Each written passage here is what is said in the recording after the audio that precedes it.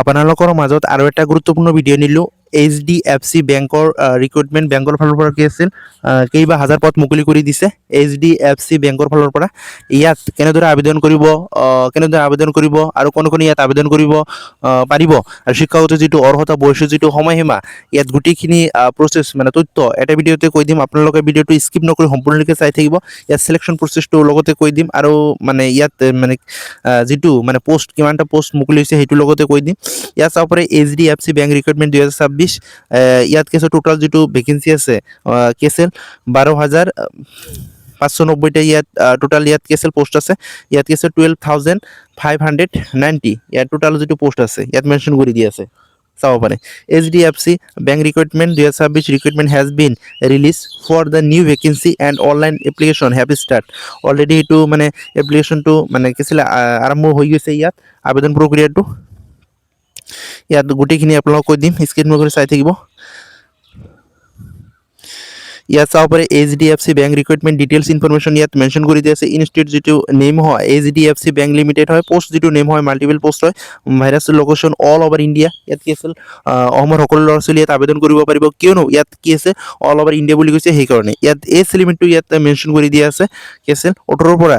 40 বছৰ যাৰ বয়স আছে ইয়াৰ ভিতৰত বা মাজত আছে বয়স সিয়ে ইয়াত আবেদন কৰিব পাৰিব অথবা 18ৰ পৰা 40 বছৰ যাৰ বয়স হৈছে সিয়ে ইয়াত আবেদন কৰিব পাৰিব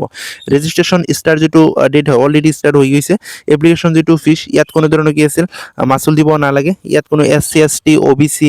জেনেৰেল ক্ষেত্ৰতো ইয়াত কোনো ধৰণৰ কি আছিল মাচুল দিব নালাগে ইয়াত নো ফিজ বুলি ইয়াত মেনশ্যন কৰি দিয়েই আছে তাৰপিছত ইয়াত চাব পাৰে এপ্লিকেশ্যন যিটো মেথড হয় অনলাইনৰ যোগেদি ইয়াত কি আছিল আবেদন কৰিব লাগিব ইয়াত কি আছিল হু কেন এপ্লাই কোন ইয়াত আবেদন কৰিব পাৰিব অল ইণ্ডিয়া মেল ফিমেল ইয়াত কি আছিল মেল ফিমেল সকলোৱে ইয়াত আবেদন কৰিব পাৰিব অল ইণ্ডিয়া বুলি ইয়াত মেনশ্যন কৰি দিয়া আছে HDFC বেংক যিটো ৰিক্ৰুটমেণ্ট হয় এজ লিমিটটো ইয়াত মেনশ্যন কৰি আৰু এবাৰ দি আছে ইয়াত কি আছিল মেনশ্যন কৰি দি আছে মই কৈ দিলোঁ তথাপি আৰু ইয়াত দিছে কি আছে 18 পৰা 40 বছৰ আছে 18 to 40 ইয়াৰ্ছ কি আছিল সেইটো বস্তু ইয়াত মেনশ্যন কৰি দি আছে তাৰপিছত ইয়াত চাব পাৰে candidate applying for ST SC OBC and other reservation যিটো কেটেগৰী হয় ইয়াত কি আছিল এজ ৰিলেক্সেশ্যনটো আছে সেইবিলাকতো আপোনালোকে জানে তাৰপিছত কি আছিল SC STৰ কাৰণে সেইবিলাক এজ ৰিলেক্সেশ্যন আছে 3 বছৰ 5 বছৰ কি আছে ইয়াত সেইটো মানে মেনশ্যন কৰি দিয়া নাই মই কৈ দিলোঁ তাৰপিছত ইয়াত চাব পাৰে HDFC বেংক যিটো ৰিক্ৰুটমেণ্ট হয় এডুকেশ্যন যিটো কোৱালিফিকেশ্যন ইয়াত মই কৈ দিলোঁ তথাপি ইয়াত কি আছে মেনশ্যন কৰি দিয়া আছে এডুকেশ্যনাল যিটো কোৱালিফিকেশ্যন হয় candidate must have passed 10 pass 12 pass diploma আৰু কি আছিল গ্ৰেজুৱেশ্যন যদি কমপ্লিট কৰিছে তেনেহ'লে ইয়াত আবেদন কৰিব পাৰিব ইয়াত শিক্ষাৰ হিচাপত মানে শিক্ষাগত অৰ্হতা হিচাপত কি আছিল পষ্টবিলাক দিয়া হ'ব ইয়াত মেনশ্যন কৰি দিয়া আছে লেটেষ্ট কি আছিল 18 ইয়াৰ্ছ অল্ড হৈ এপ্লাই কি আছিল 18 ইয়াৰ্ছ যদি হয় তেনেহ'লে ইয়াত আবেদন কৰিব পাৰিব 18 ইয়াৰ যদি মানে হোৱাই নাই 17 ইয়াৰ হৈছে তেনেহ'লে ইয়াত আবেদন কৰিব নোৱাৰিব সেই কথা ইয়াত কৈছে হেভি ইণ্ডিয়ান চিটিজেন হ'ব লাগিব সেই কথা ইয়াত মেনশ্যন কৰি দিয়া আছে এপ্লিকেশ্যন যিটো ফিজ SC ST PWDৰ কাৰণে ইয়াত নীল বুলি লিখি আছে মানে ফিজ দিব নালাগে অল আদাৰ কেটেগৰিজ কি আছে নীল ইয়াত কোনো কি আছিল মাচুল দিব নালাগে তাৰপিছত ইয়াত চাব পাৰে HDFC বেংক যিটো ৰিক্ৰুটমেণ্ট হয় ডকুমেণ্ট কি লাগিব ইয়াত মেনশ্যন কৰি দিছে এডুকেশ্যনাল লাগিব প্ৰফেশ্যনেল এডুকেশ্যন যিটো চাৰ্টিফিকেট সেইটো লাগিব 10 পাছ 12 পাছৰ কি আছিল গ্ৰেজুৱেশ্যন যিটো মাৰ্কশ্বিট আছে এডমিট আছে সেইবিলাকতো লাগিবই ইয়াত সেই কথা ইয়াত মেনশ্যন কৰিছে বাৰ্থ চাৰ্টিফিকেট লাগিব কাষ্ট চাৰ্টিফিকেট যদি আছে তেনেহ'লে দিবা কি আছিল ৱাৰ্ক এক্সপিৰিয়েঞ্চ যদি আছে তেনেহ'লে ইয়াত দিব কৈছে কপি কি আছিল পেন কাৰ্ড আধাৰ কাৰ্ড আৰু কিছু বায়'ডাটা ইয়াত দিবলৈ কৈছে ইয়াত মেনশ্যন কৰি দিয়া আছে HDFC বেংক যিটো ৰিক্ৰুটমেণ্ট হয় চিলেকশ্যন প্ৰচেছটো ইয়াত কেনেদৰে হ'ব ইয়াত মেনশ্যন কৰি দিয়া আছে প্ৰথমত কি হ'ব ইয়াত কোনো ধৰণৰ কি আছিল এক্সাম নহ'ব ইয়াত কি আছিল ইণ্টাৰভিউ হ'ব তাৰপিছত ডকুমেণ্ট ভেৰিফিকেশ্যন হ'ব তাৰপিছত কি আছিল চিলেকশ্যন মানে চিলেকশ্যন যিটো প্ৰচেছ হয় প্ৰথমত হ'ব ইণ্টাৰভিউ তাৰপিছত হ'ব ডকুমেণ্ট ভেৰিফিকেশ্যন তাৰপিছত হ'ব মানে মেৰিট লিষ্ট দিব মেৰিট লিষ্ট দিয়াৰ পিছত কি আছিল ডাইৰেক্ট কি আছিল জইনিং কৰি দিব